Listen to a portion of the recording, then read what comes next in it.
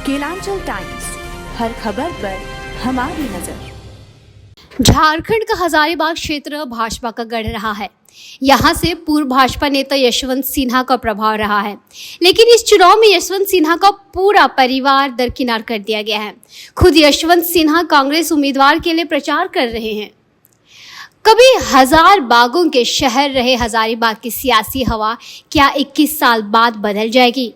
इस बार भाजपा को अपने ही गढ़ में शिकस्त मिलेगी या हजारीबाग में लगातार चौथी बार भी कमल खिलेगा?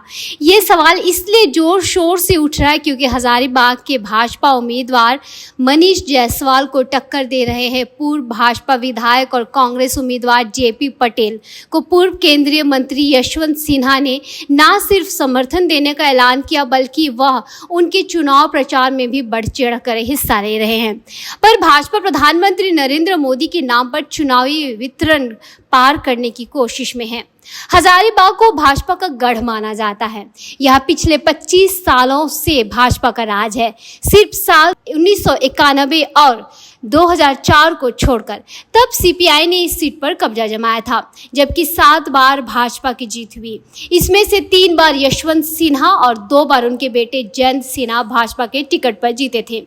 2019 के लोकसभा चुनाव में भाजपा उम्मीदवार के रूप में जयंत सिन्हा को 65% से भी ज्यादा यानी कि 7,28,798 वोट मिले थे।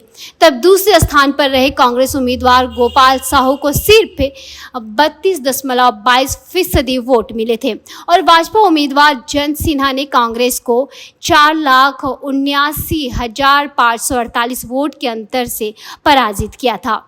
तो हजारीबाग के भाजपा सांसद जयंत सिन्हा जीत के हैट्रिक लगाने के लिए फरवरी से ही तबातोड़ बैठक कर रहे हैं। भाजपा कार्यकर्ताओं के साथ कई कार्यक्रम तय हो गया था।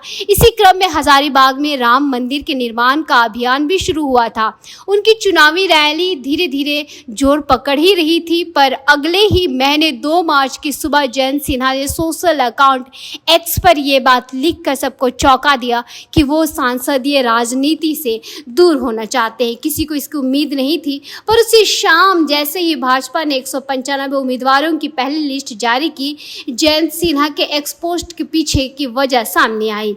दरअसल लिस्ट में जयंत सिन्हा का नाम काटकर हजारीबाग के भाजपा विधायक मनीष जायसवाल का लोकसभा पर टिकट थाम दिया गया था। कहा जाता है कि जयंत सिन्हा को उसी दिन टिकट कटने का पता चला। इसी दौरान उन्होंने एक्स पोस्ट में सांसदीय राजनीति से संन्यास लेने का ऐलान किया। इसके बाद से वो कहीं नहीं दिखे, ना भाजपा की किसी बैठक में और ना किसी चुनावी सभा में। पर उनके बेटे अशीर सिन्हा जरूर हजारीबाग में कांग्रेस की सभा में दिखे और कांग्रेस उम्मीदवार के लिए चुनाव प्रचार भी किया।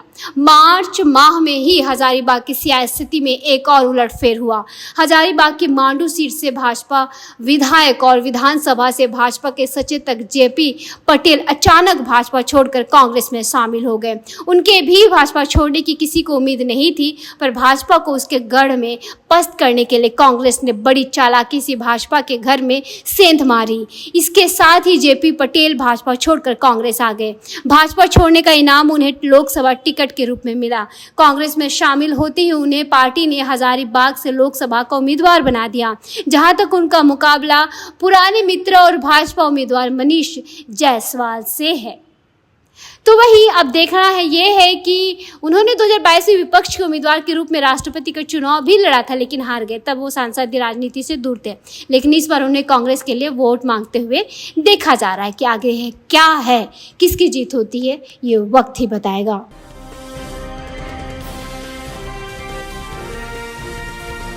केलांचल टाइम्स, हर खबर पर हमारी नजर।